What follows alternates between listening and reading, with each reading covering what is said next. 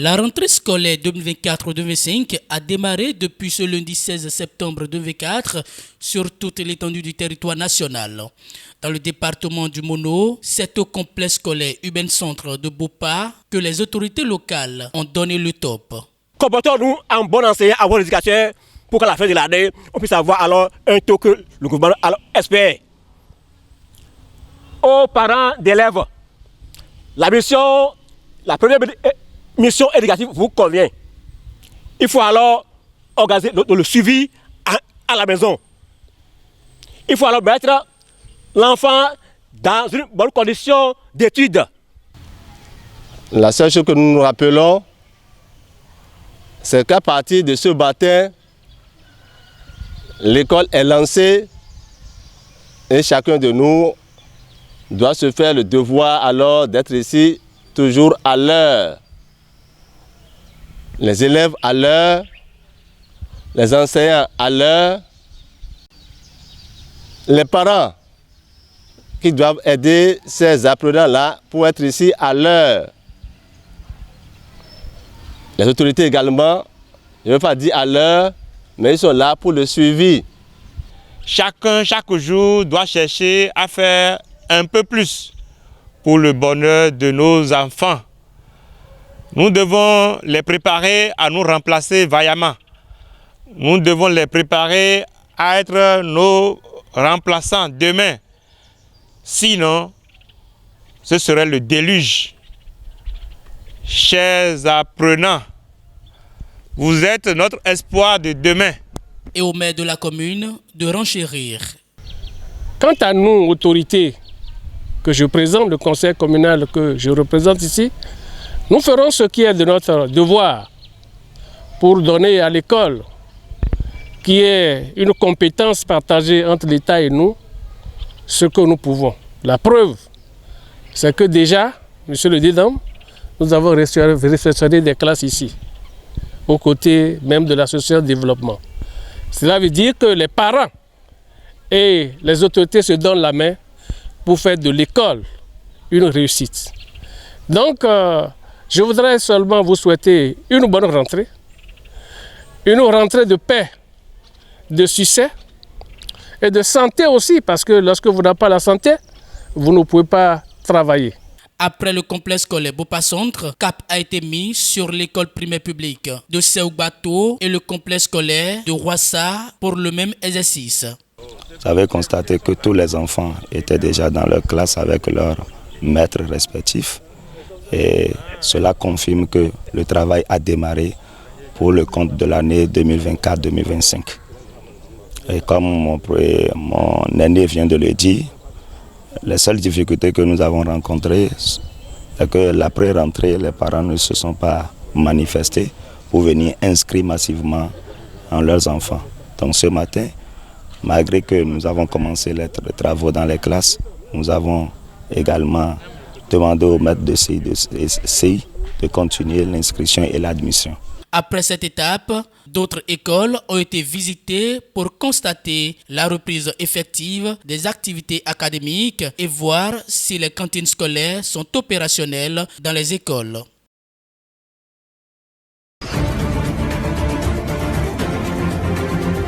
Pendant 2 lunes tout entières, la petite école a dormi.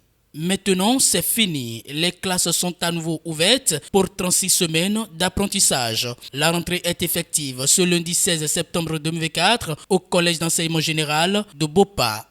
Au sein de Bopa, nous avons effectivement repris. Il y a les enseignants qui sont là, il y a les apprenants et surtout les nouveaux venus, ceux qui ont quitté le CM2 et les transférés qui font les formalités. Les enseignants sont pour la plupart en train de gérer leurs problèmes d'emploi du temps. Parce que vous savez, les mutations nationales et départementales viennent de se passer. Et les nouveaux, ceux qui sont partis, ceux qui sont venus au CIG, sont en train de remplir les formalités. Donc, elle est effective chez nous, la rentrée des classes 2024-2025. Même constat ici à l'école primaire publique de Ouassakpodi dans la commune de Bopa. Les écoliers reçoivent déjà les premiers cours de la rentrée. C'était une rentrée qui a bien commencé. Mais seulement ce qui est un peu gênant, c'est que les enfants viennent à compte-gouttes. Donc voilà un peu ce que mes impressions par rapport à la reprise de cette année. Les parents viennent toujours parce qu'on a déjà gongonné depuis le 9 de venir inscrire les enfants. C'est ça, ils n'ont pas pu faire. Et c'est ce matin, ils viennent encore avec les enfants. C'est ça qui a un peu, disons, gêné. Sinon, vous allez voir, tout le monde est déjà au parfum ici, tout le monde est déjà en classe en train de travailler. Pour cette première semaine, c'est la semaine d'évaluation diagnostique. Donc, dans les classes, les enfants évolués ont déjà traité 2 épreuves, d'accord, en français. Et le soir, nous allons continuer le reste. Donc, c'est la semaine d'évaluation diagnostique et qui permet d'évaluer un peu le niveau des enfants une fois revenir des vacances, histoire de savoir où les prendre, comment les prendre pour une meilleure assimilation des compétences. Adieu, beau jour, sitôt fini, chantent désormais écoliers, élèves et étudiants béninois.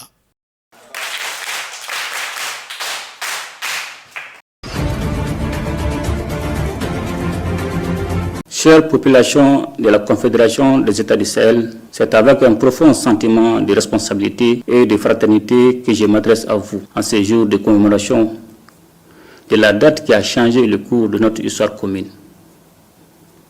Il y a 1 an, avec mes frères, les excellences, le capitaine Ibrahim Traoré, président du FASO, et le général de brigade Abdraman Tchani, président du Conseil national pour la sauvegarde de la patrie, chef d'État du Niger, nous avons pris une décision résolue, franchir une étape historique dans la consolidation des relations fraternelles qui lient nos 3 nations, le Burkina Faso, le Mali et le Niger. Le 16 septembre 2023, nous avons adopté la charte de l'Iptako-Gourma, donnant naissance à l'Alliance des États du Sahel. Cet acte fondateur marque une nouvelle ère géopolitique dans la région, instaurant un mécanisme de défense collective et d'assistance mutuelle afin de combattre le terrorisme sous toutes ses formes et de lutter contre la criminalité organisée qui mine nos sociétés. Dans le domaine sécuritaire, nos forces armées ont relevé des défis majeurs face à des adversaires soutenus par des États tiers, à l'image de l'Ukraine qui a ouvertement choisi de se ranger du côté du terrorisme au Sahel. Nous continuons de lutter sans relâche contre toutes les formes de terrorisme et pour défendre l'intégrité de nos territoires et notre souveraineté. Chère population de la Confédération des États du Sahel, dans notre dynamique d'indépendance et de souveraineté recouvrée, nous restons ouverts à la coopération avec les peuples frères et amis dans un esprit de fraternité et de respect mutuel. Fidèle à notre engagement en faveur de l'intégration africaine, la Confédération demeure ouverte à tous les partenariats sous-régionaux et régionaux respectant le principe de non-ingérence et de souveraineté. Nous prenons une AES qui n'est pas seulement une alliance d'États, mais avant tout une alliance des peuples. Nos efforts visent prioritairement à protéger nos populations et à améliorer leur bien-être à travers des actions concrètes. Nous avons pris l'initiative de mutualiser nos efforts dans des domaines stratégiques tels que les investissements, la fiscalité et l'exploitation des ressources naturelles. La création d'une banque d'investissement et d'un fonds de stabilisation est en cours et nous nous attellerons à mettre en place les infrastructures pour renforcer la connectivité de nos territoires à travers les moyens de transport, les réseaux de communication et les technologies de l'information. Dans les jours qui suivent, il sera mis en circulation un nouveau passeport biométrique de l'AIS dans le but d'harmoniser les documents de voyage dans notre espace commun et de faciliter la mobilité de nos citoyens à travers le monde. Des projets culturels, sportifs et éducatifs sont également en cours pour renforcer l'unité de nos peuples. La création d'une chaîne d'information commune est également prévue afin de promouvoir une diffusion harmonieuse des informations dans nos 3 États. Je voudrais donc vous exhorter à vous investir davantage pour la réussite de la Confédération, à soutenir les actions des États et à œuvrer pour la réussite de ce projet historique qui conditionnera notre avenir commun. Ensemble, nous ferons de la Confédération des États du Sahel un modèle d'intégration et de développement pour toute l'Afrique. Vive la Confédération des États du Sahel, vive la solidarité entre nos peuples et que la paix et le progrès rayonnent sur notre région. Je vous remercie.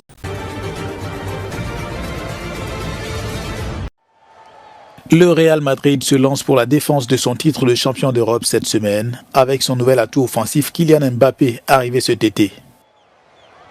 L'attaquant français s'est entraîné lundi pour son premier match de Ligue des Champions avec le club emblématique de la capitale espagnole et ce sera face aux Allemands de Stuttgart mardi soir à Santiago Bernabéu.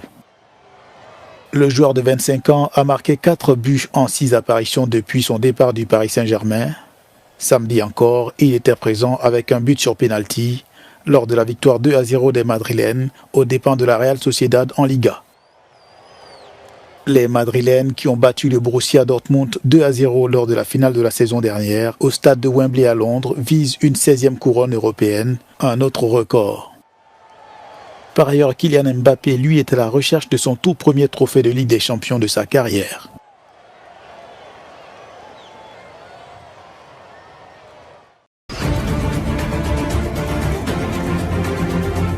La directrice générale de l'OMC enquête d'un second mandat. Dans une interview à Reuters lundi, Ngozi Okonjo-Iweala a annoncé son intention de prolonger de 4 ans la durée de son mandat qui devrait s'achever le 31 août 2025. L'ancienne ministre des Finances du Nigeria a jusqu'à la fin du mois de novembre pour proposer sa candidature aux pays membres. Elle bénéficie déjà du soutien des pays africains qui espèrent la maintenir à la tête de l'Organisation mondiale du commerce. Pour s'assurer un second mandat, Ngozi Okonjo-Iweala doit collaborer étroitement avec les États-Unis. En 2020, le président Donald Trump avait bloqué sa nomination à la tête de l'OMC. L'économiste de 70 ans a finalement pu accéder au poste grâce au soutien de Joe Biden qui a pris les rênes des États-Unis en 2021. Avant les élections américaines du 4 novembre, la directrice générale de l'OMC doit obtenir le soutien des 166 membres de l'organisation.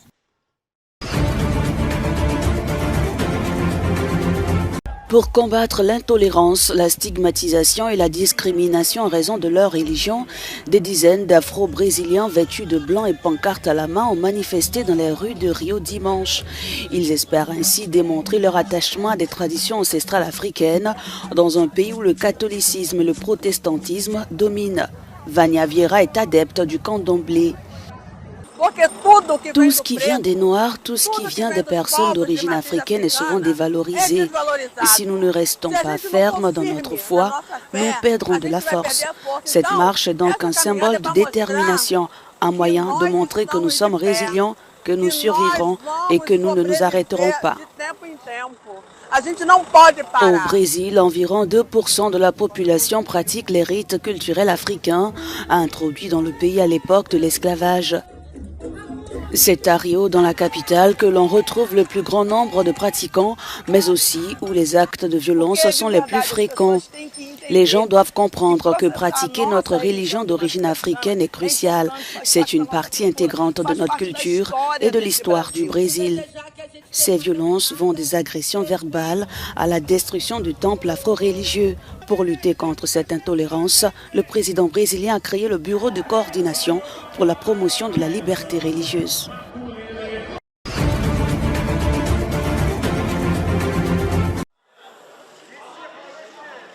Le nouveau président iranien a insisté lundi sur le fait que Téhéran ne souhaitait pas enrichir de l'uranium à un niveau proche de l'armement, mais qu'il y avait été contraint par le retrait des États-Unis de l'accord nucléaire conclu avec les puissances mondiales.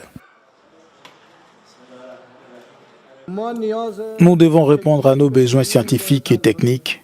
Nous ne voulons pas d'armes nucléaires. Nous sommes engagés à respecter le cadre défini dans l'accord de Vienne. Nous cherchons toujours à respecter ce cadre. Ils ont déchiré l'accord et ils nous ont forcés à faire des choses que nous ne devrions pas faire. S'ils ne continuent pas, nous ne continuerons pas non plus. Nous voulons nous asseoir et discuter avec eux dans le cadre de l'AIEA et de notre accord mutuel afin que nous puissions faire notre travail et qu'ils puissent faire le leur. Masoud Pezeshkian s'est voulu plutôt rassurant quant au programme nucléaire de son pays. D'abord, ils doivent éviter de violer l'accord que nous avons mis sur papier. Ensuite, nous leur parlerons. Nous ne voulons pas nous battre, mais ils nous ont bloqués de toutes parts. L'Iran enrichit de l'uranium jusqu'à 60%, minimum technique requis avant la qualité militaire de 90%.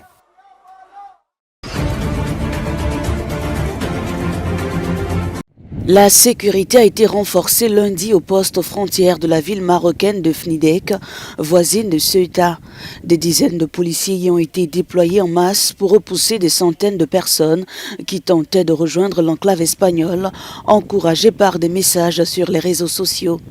Les autorités marocaines ont également arrêté 60 personnes pour fabrication et diffusion de fausses informations sur les réseaux sociaux, incitant à l'organisation d'opérations collectives d'émigration clandestine. Selon le ministère marocain de l'Intérieur, les forces de sécurité ont intercepté plus de 45 000 tentatives d'émigration entre janvier et début septembre. Rien qu'au mois d'août, plus de 11 000 tentatives ont été déjouées dans la région de Ceuta, tandis que 3 000 autres dans la région de Melilla. Ceuta et Melilla sont les seules frontières terrestres entre l'Afrique et l'Europe.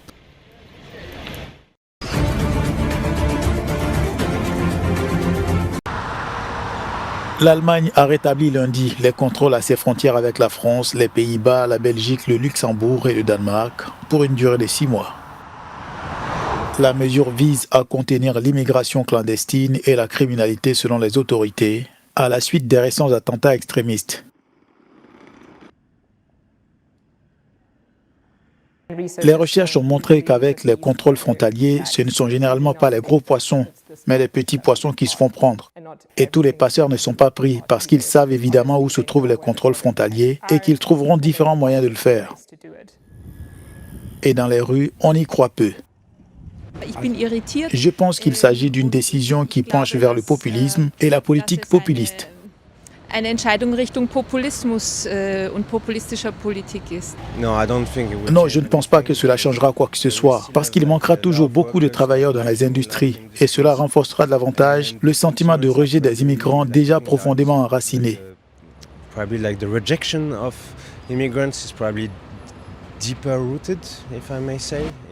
L'arrivée massive de Syriens et d'Ukrainiens a fait exploser le flux migratoire en Allemagne.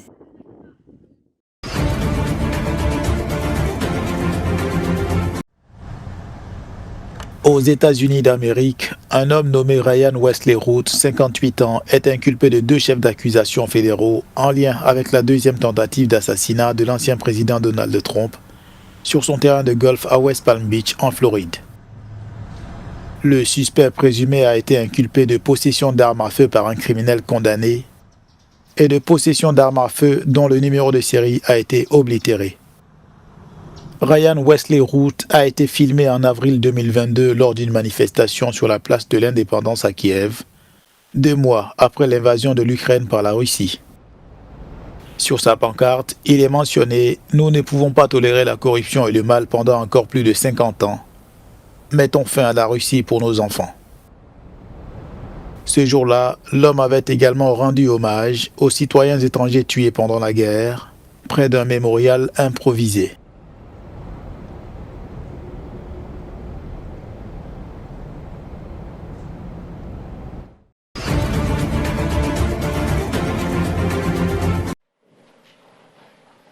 Le ministre russe des Affaires étrangères, Sergueï Lavrov, a accusé lundi les États-Unis de bloquer les résolutions du Conseil de sécurité des Nations Unies sur le cessez-le-feu entre Israël et le Hamas à Gaza. Au sortir d'un entretien avec son homologue égyptien, Badr Abdelali, le chef de la diplomatie russe, a salué les efforts de médiation de l'Égypte pour la fin d'une guerre qui dure depuis 11 mois. Nous saluons toute mesure visant à mettre fin à l'effusion des sangs dès que possible et garantir un cessez-le-feu durable et permanent. Et nous cherchons à faire de même au sein du Conseil de sécurité des Nations Unies, en agissant parallèlement à nos amis égyptiens.